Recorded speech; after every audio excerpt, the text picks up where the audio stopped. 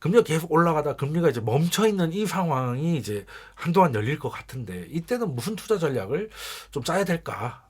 이런 고민을 해야 됩니다. 이제는 뭐 아처럼 이제 뭐 파월이 나와가지고 매매하고 이런 거는 이제 그 스테이지는 끝났고 그렇다고 인하를 하기에는 너무 김칫국을 그랑대고 한동안은 이제 긴축 종결 이후에 동결된 상황에서 한번 지켜보는 상황을 최소한 뭐 6개월에서 뭐 많게는 한 1년 가까이는 가져갈 것 같은데 그때 동안 우리는 뭐 해야 되냐 손가락 빨 수는 없죠. 그리고 뭐 손가락을 빨려고 했으면 이제 오를 때 빨았어야지 지금 다 금리 올려놓고 빨 필요는 없지 않습니까? 그럼 이제는 뭘 해야 되냐? 그래서 뭐 이런저런 뭐 전략들이나 뭐 영상들 리포트들 보면 제일 많은 얘기가 어떤 거냐면은 이제는 뭐 물가가 뭐 크게 중요한 변수는 아니다. 뭐 맞죠. 변수는 아닌데 그래서 이제는 이제 물가보단 경기다. 그래서 이제 뭐 경기 침체가 얼마나 진행될지에 대해서 경기 침체가 뭐 얼마나 깊을지에 대해서가 중요하다. 뭐 맞는 얘기죠. 맞는 얘기인데 근데 이제 그런 건 있습니다. 제가 뭐 이런 분석이나 전망에 뭐 틀렸다고 생각하지 않고 저도 그렇게 생각합니다. 근데 여기서 틀린 게 아니라 빠진 게 있다는 거지. 빠진 거. 물론 뭐 경기 침체의 궤적이나 이런 것들 굉장히 중요하죠. 근데 그러면 일단 동결됐다는 것만 해도 시사한 바가 굉장히 큽니다. 그러니까 거대하게 봤을 때 금리가 올라갔다가 뭐 이렇게 내려가는 과정이 있겠죠. 이런 큰 사이클이 있는데 사이사이에 이거 이렇게 그리면 안 되겠구나. 뭐 금리가 이렇게 막 올라가다가 동결하다가 이렇게 내려간다고 치죠. 파란색이 하나도 안 보이는구나. 이렇게 오르다가 이렇게 뭐 보험성 한번 하다가 내려갔다고 쳐요. 그러면 이 사이에도 그럼 요때 스테이지 A하고 또 파란색 스테이지 A하고 B 있을 때 여기에 소사이클이 생긴다는 겁니다. 소사이클 뭐냐면 자 보세요. 일단은 금리가 계속 오르더라는데 여기까지래. 그러면 시장 금리가 겁먹고 쭉 달리다가 그건 아니다 뒤로 가고 있잖아요. 시장 금리 많이 빠졌죠 지금. 국제 금리도 많이 빠졌고. 그러면 여기까지 보면 요렇게 된 거지만 요것만 떼서 보면 어때요? 요 올라갈 때 빼고 최근 딱 요것만 보면 금리가 인하되는 시기네. 이거 금융장세 아니야? 유동성 장세 아닙니까? 금리가 7, 8% 갔다가 지금 뭐 6, 7, 뭐 4, 5 뭐 이런 식으로 좀 내려왔어요. 그러면 최근 것만 보면 금리는 내려가는 건데 시장 금리 내려가는 거잖아요. 금리 내려갔잖아. 그러면은 이거는 엄밀히 말하면은 물론 절대값은 예전보다 높지만 그래도 이거 금리 인하 금융장세 아니에요? 그죠? 그렇게 되고 지금까지는 물가가 올라가는 게 지금 원자재나 이런 것 때문에 여러분들이 왜 기업이야.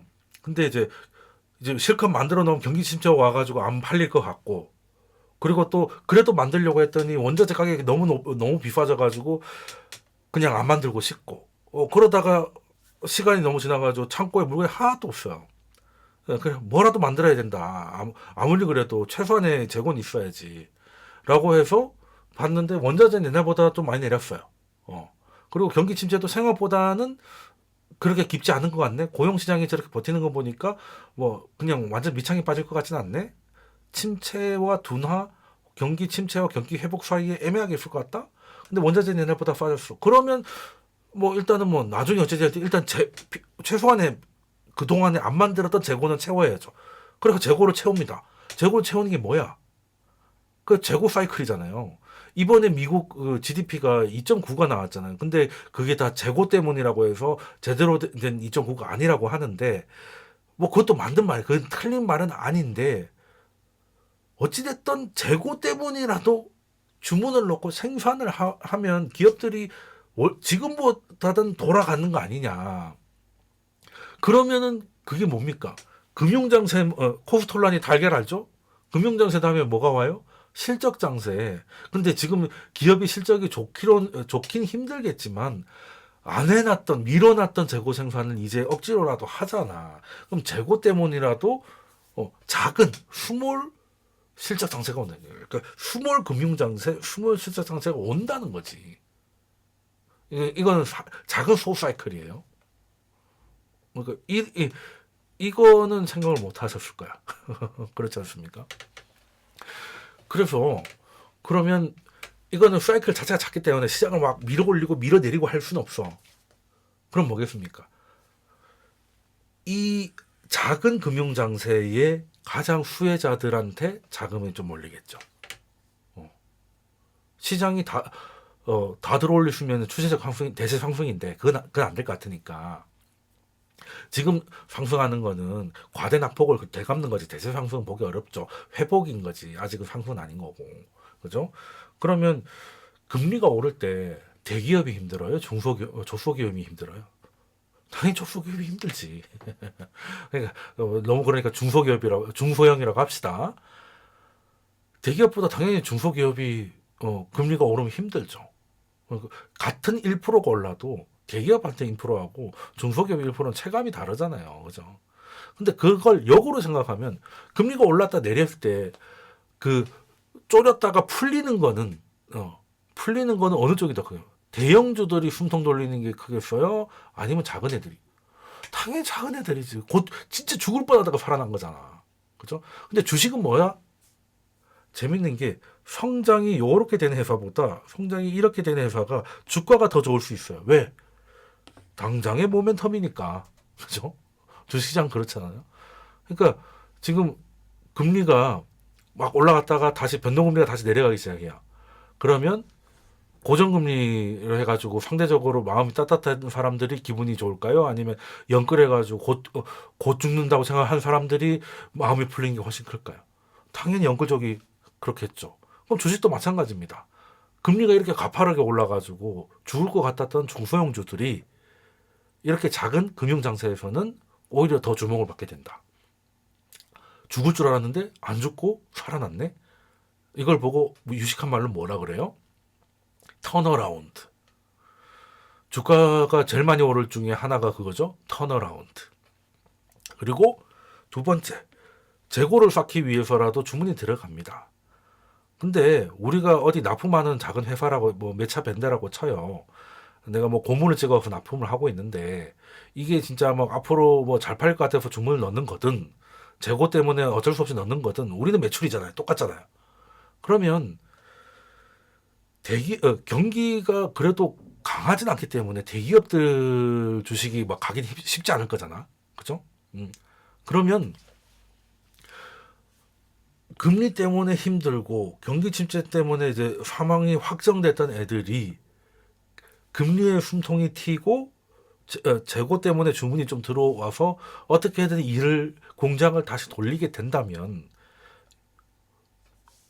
대형주보다 중소형주가 당연히 더 유리한 국면이죠, 지금은. 그렇지 않습니까? 그리고 우리나라 지금 뭐 때문에 힘들다 그래요? 뭐 때문에 힘들다? 수출이 안 된다 그러잖아요, 수출이. 근데 우리나라 수출을 대기업이 많이 합니까? 중소기업이 많이 합니까? 당연히 대기업이 많이 하지. 많이 하니까 대기업 아니에요? 그죠? 그럼 수출이 안 좋으면 대기업이 쭉쭉쭉 대기업 주가가 가기가 쉽지 않을 거잖아. 그죠? 그런데 그렇다고 해서 작년처럼 뭐 금리가 계속 올라가지고 빠지는 게 아니라면 시중의 자금들은 어떻게든 수익을 찾아 수익률 게임을 하잖아요. 그러면 수출이 정체된 상황에서 대기업 주식을 사는 게 나을까요? 아니면은 그냥 이미 훨씬 더 쩔어 있는 애들을 사는 게 아무래도 좀 더 먹을 게 있을까? 당연히 뒤쪽이죠. 당연히 뒤쪽입니다. 그러니까 특히 우리나라 같은 경우는 지금 미국은 이제 경기가 이제 약 침체 잘 되면 도나 뭐 이 상태인데 중국은 좀 파이팅을 하고 있고 유럽은 죽다가 살아나니 많이 이렇기 때문에 지금 전 세계가 좀 지역별로 좀 나눠졌어요. 경기 체력이. 그러면 우리나라 입장에서는 교역이 많고 수출을 많이 하는 나라니까 그냥 전 세계가 다 좋은 게 제일 좋죠.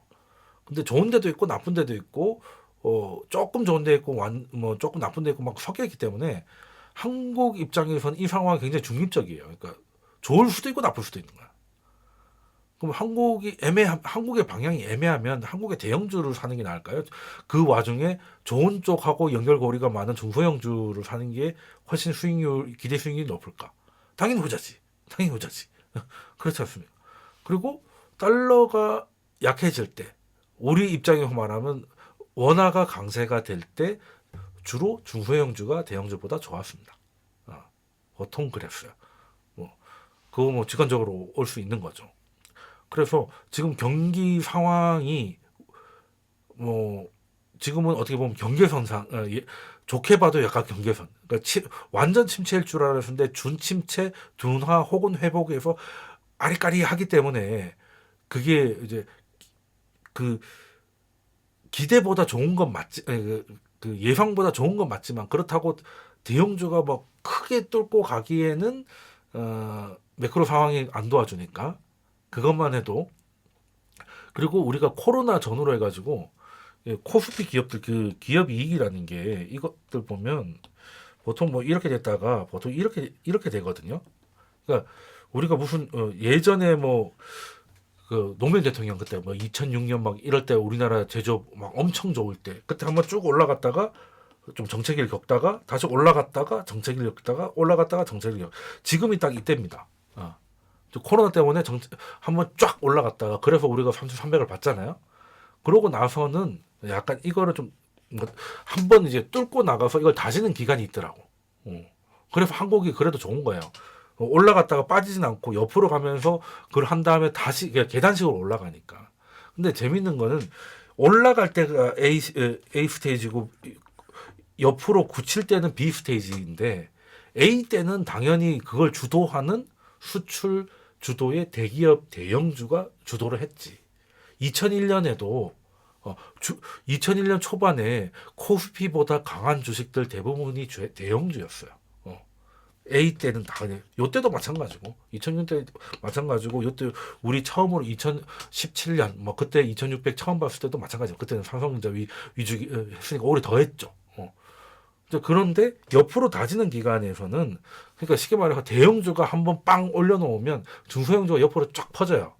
그래서 이제 퍼졌다 싶으면 다시 한번 빵 치고 나고 이런 식으로 계속 해왔기 때문에 현재 지금 봐서는 대형주가 작년까지 이제 이걸 한번 레벨업을 하고 나서 이제 중소형주들이 이제 이걸 하는 스테이지에 될 가능성이 높다는 것이고 그게 대표적인 2014년, 2015년 그럴 때죠. 제가 늘 얘기하는 제가 주식할 때 가장 재밌었던 기간이기도 했고 그때는 코스피는 소위 말하는 박스피란 말이 그때 나왔죠. 그랬지만 중소형주들은 굉장히 드라마틱했습니다. 특히 그냥 주도주가 코스닥일 정도였으니까요. 그때는 그때 박근혜 대통령 때도 금리도 낮춰가지고 더 코스닥은 더 랠리를 보이기도 했었거든요.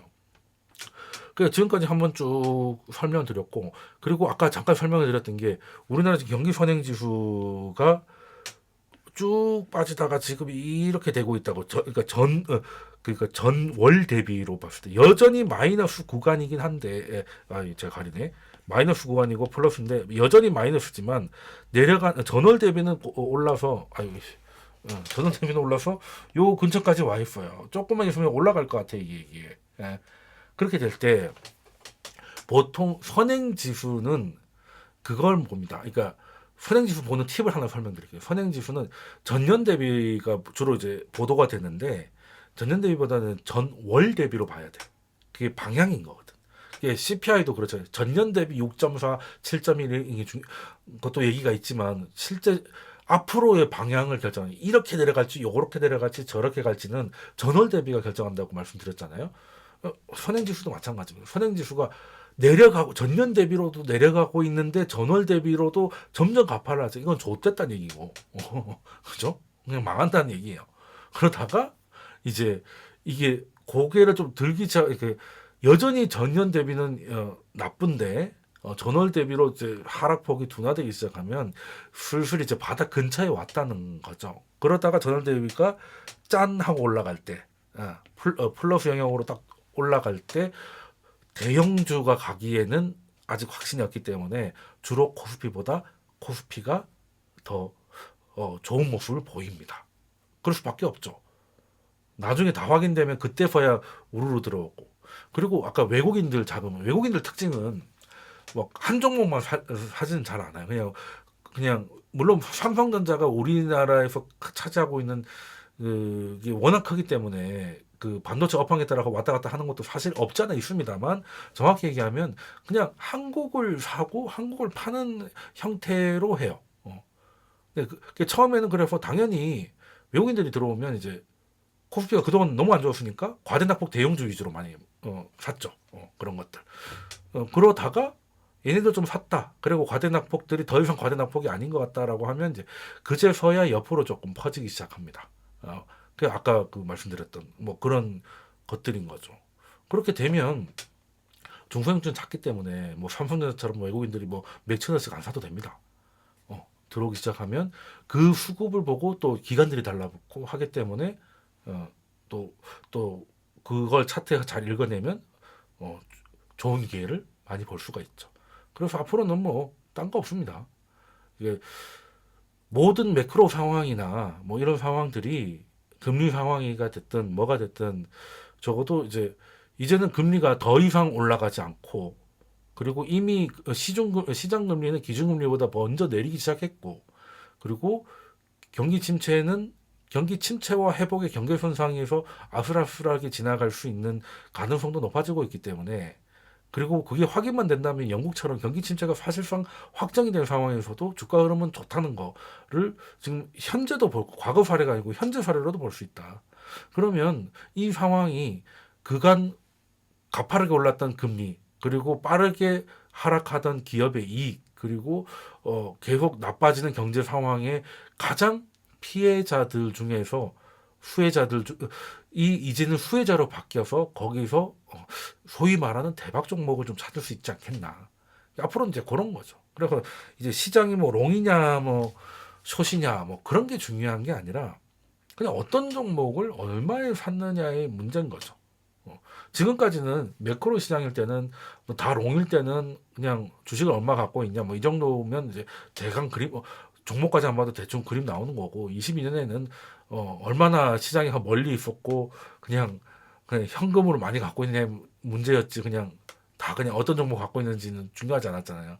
근데 이제는 어떤 종목을 얼마의 비중으로 얼마 갖고 있느냐에 따라서 같은 시장에서도 투자자들의 표정이 굉장히 달라질 수밖에 없는 환경이 라고 제가 지금 한 두어 달 전부터 주장하고 있는데 계속 그렇게 된다.